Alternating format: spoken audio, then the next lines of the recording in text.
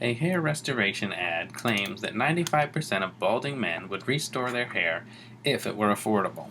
You conduct a random survey of 112 balding men to test this claim.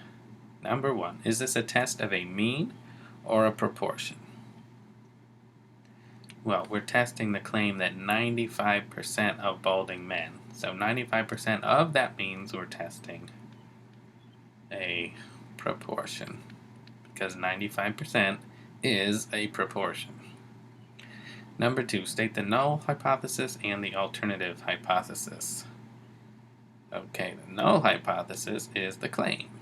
The null hypothesis is that the proportion is 95% or 0.95. In words,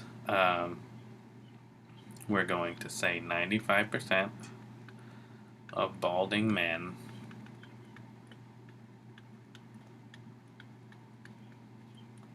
would restore their hair if it were affordable.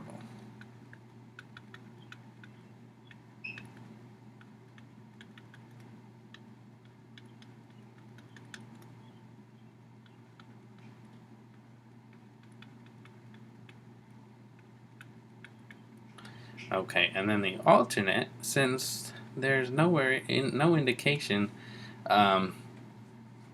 whether you think that the percentage is higher or lower.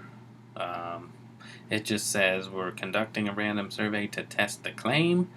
Then the alternative is that P is not equal to 95% or 0.95. So in words, we're saying that the percentage of balding men who would restore their hair if it were affordable is not 95%. So the proportion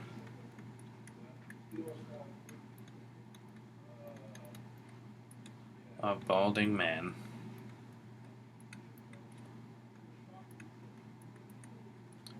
who would restore their hair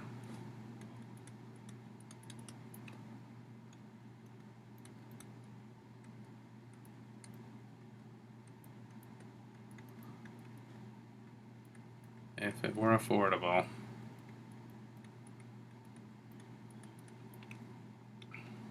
is not 95%. So it's either less or more. That's the alternative hypothesis.